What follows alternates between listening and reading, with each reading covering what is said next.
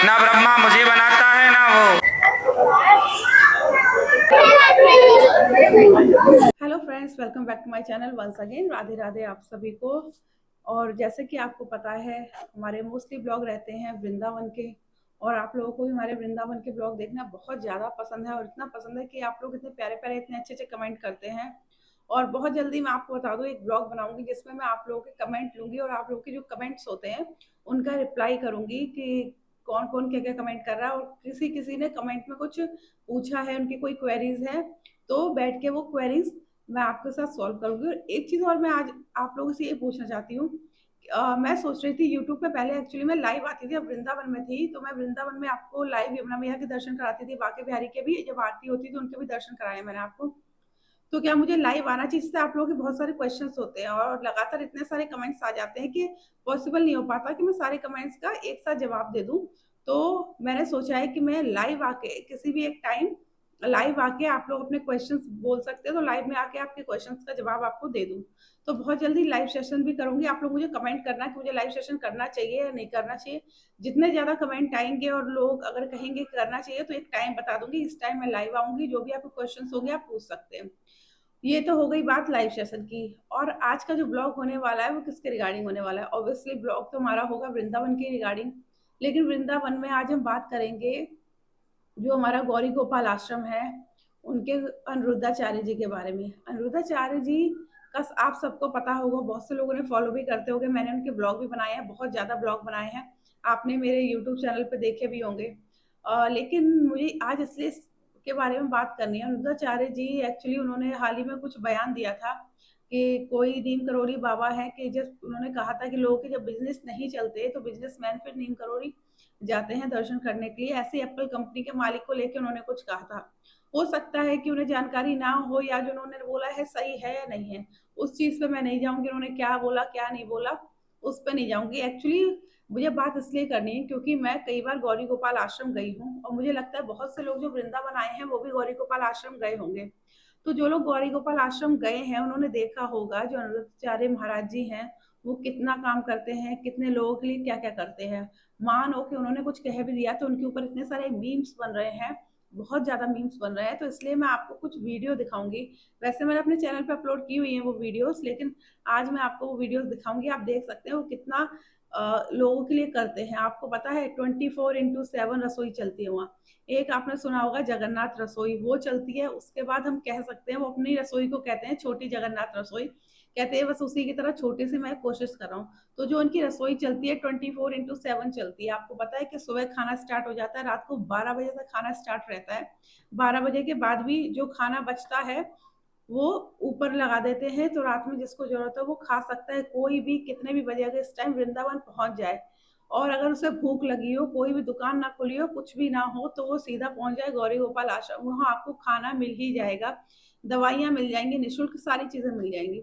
और मैं आपको बता दूं कि वहां पे आप जो उनका गौरी गोपाल आश्रम है उनके ऊपर जो 3 फ्लोर बने हुए हैं, वो तीनों फ्लोर में सिर्फ और सिर्फ वृद्ध माताएं रहती हैं, और इतनी वृद्ध माताओं की वो सेवा कर रहे हैं। आप जाएंगे देखेंगे, ऑलरेडी वहाँ बहुत सारी माताएं हैं, उसके बाद भी बहुत सारी माताएं वहाँ आके रहना चाहती हैं। कुछ तो ऐसी हैं कि जिनके आगे पीछे कोई नहीं है, लेकिन कुछ माताएं ऐसी हैं जिनके बच्चे बेटा बहू उन्हें वहाँ छोड़ के चले गए, उन्होंने बिल्कुल मना कर दिया उनकी जिम्मेदारी लेने से। तो वो कहते हैं कि मैं आपका बेटा हूँ, मैं भी तो आपका बेटा हूँ, आप मुझे अपना बेटा मानो। उनकी सेवा करते हैं। और सेवा ऐसे ही नहीं कि आश्रम में रख लिया और रख के उन्हें छोड़ दिया कि चलो जो उनके नीचे काम कर रहे हैं, जो भी साथ उनसे जुड़े हुए हैं, काम करने वाले कर्मचारी या जो भी उनके शिष्य हैं वो देख रहे नहीं। वो रोज प्रतिदिन नियमित रूप से सुबह शाम माताओं के दर्शन करने खुद जाते हैं। और जो गौरी गोपाल जाते हैं उनका सत्संग सुनते हैं, जब भी वृंदावन जाते हैं, जो वहाँ रहते हैं उन्हें फॉलो करते हैं, उन्हें बात पता होगी। वो प्रतिदिन माताओं के दर्शन करते हैं, उनके हालचाल लेते हैं, पूछते हैं कोई कमी नहीं या कोई सी चीज की किसको जरूरत है, खुद जाके मिलते हैं। तो ऐसा कोई भी नहीं करता है। सब लोग आश्रम खोल देते हैं कि हाँ हमारा आश्रम चल रहा है, वृद्धाश्रम चल रहा है, ये चल रहा है, लेकिन कभी कभी कोई देखने जाता होगा, लेकिन नहीं जाते हैं। और आपको बता दूं जिनकी रसोई चलती है उस रसोई का भी वो रोज जाके मुआयना करते हैं, और जब टाइम मिलता है तो अपने हाथों से भक्त को प्रसादी परोसते हैं, और भक्त लोग बड़े ही प्यार से बड़े ही आनंद से प्रसादी पाते हैं। और इतने प्यार से वो सबसे मिलते हैं, चाहे कोई भी चला जाए उनके पास। ना तो आपको कोई बॉडीगार्ड मिलेगा, ना कोई भी नहीं मिलेगा। जो आसपास उनके लोग हैं वो भी इतने कोऑपरेटिव हैं, अगर आप उनसे मिलने जाएंगे बड़े ही प्यार से मिलेंगे। अगर आप नहीं मिल सकते, कोई प्रॉब्लम है, तो आपको बहुत प्यार से बोलेंगे। सबके साथ बहुत ही प्यार से वो बात करते हैं। आपको शायद नहीं पता होगा तो मैं आपको बता दूं, जब मैं उनसे मिलने गई थी, फर्स्ट टाइम मिली थी, बहुत ही प्यार से वो हमसे मिले थे। और उसके बाद उनके पास इतना समय नहीं था क्योंकि वहाँ हजारों भक्तों की भीड़ होती है, फिर भी मेरी मम्मी उन्हें बहुत ज्यादा फॉलो करती है। तो मैंने अपनी मम्मी से उनको वीडियो कॉल पे बात कराई थी, उन्होंने फर्स्ट मीटिंग में उनसे बात की थी। ये मेरा पर्सनल एक्सपीरियंस है जो मैं आपके साथ शेयर करना चाहती हूँ। तो मैं कहने का मतलब ये था, जो उनके ऊपर आजकल बहुत ज्यादा मीम्स बन रहे हैं कि गौरी गोपाल आश्रम जो अनुदाचार्य है उनकी सच्चाई ये है वो ऐसे, बहुत से लोग बोलते हैं कि कुछ नहीं करते। आप एक बार वृंदावन आके देखिए। बहुत से लोग बहुत बोलते हैं कि इतने बड़े बड़े आश्रम बना लिए, लेकिन आश्रम उन्होंने अपने लिए नहीं बनाए हैं, व्रत माताओं के लिए बनाए हैं।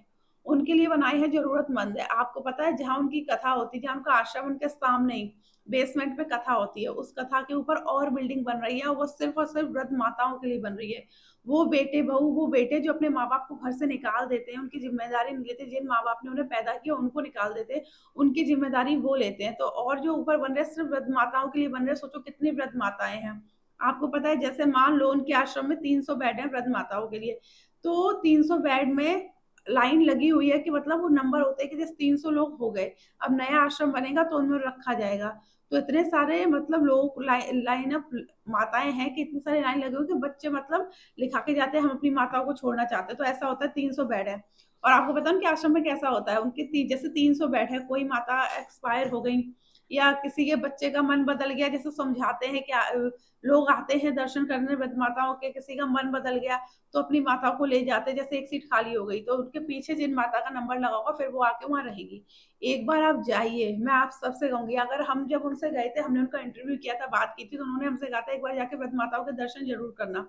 हमने दर्शन किया था। आप भी जब जाएं वृंदावन तो एक बार गौरी गोपाल आश्रम जाके व्रत माताओं के दर्शन करिए और देखिए, और जरा उनसे पूछिए।